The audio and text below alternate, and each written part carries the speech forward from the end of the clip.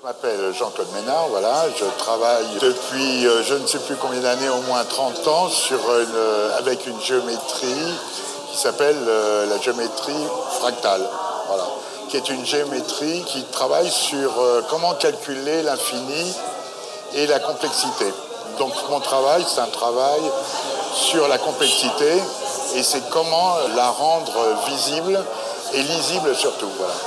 Alors techniquement, j'utilise beaucoup de techniques, mais principalement je dessine, soit d'une manière très simple avec des outils conventionnels, soit avec des outils technologiques, c'est-à-dire avec une assistance ordinateur. Ensuite, c'est un peu plus complexe, je fais des sérigraphies, c'est-à-dire je traduis mes œuvres en sérigraphie qui elles-mêmes après sont imprimées sous diasèque, c'est-à-dire sous plexiglas, protégé, c'est un procédé spécial, et soit sur des bâches, soit sur du métal, soit sur du papier, évidemment, classiquement, sur multi-supports en fait. J'ai travaillé avec beaucoup de monde et j'ai croisé il y a un peu plus de 20 ans mes grands aînés, je dirais, dans cette forme d'art qui sont, à part Vasarely bien sûr, mais Yves Aral, Garcia Rossi,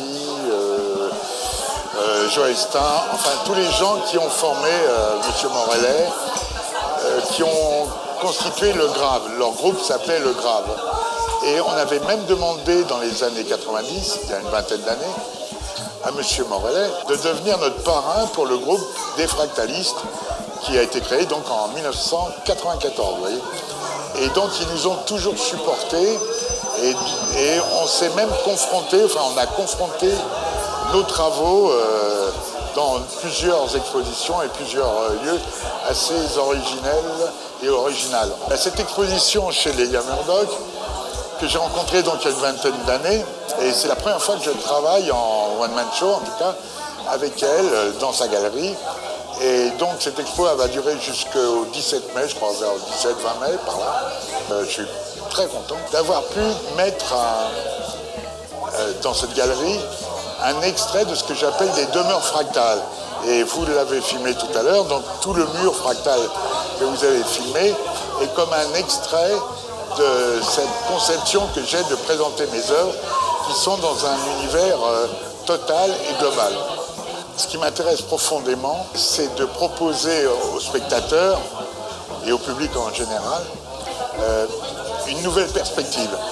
Et je pense que pour essayer de débloquer les choses, c'est-à-dire souvent, même en art, on a assisté à des espèces de périodes dans l'art, et puis comme à des mini-blocages. Et en fin de compte, mon travail avec tous les amis, d'ailleurs, artistes qui ont travaillé sur le fractal, sur cette nouvelle géométrie, c'est pour créer des nouvelles perspectives. C'est-à-dire ouvrir des portes, ne pas sentir que l'art s'arrête à une répétition un petit peu bloquante.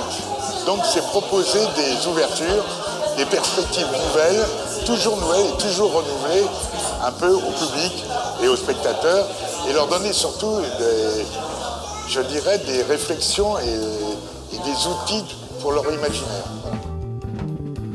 Voilà.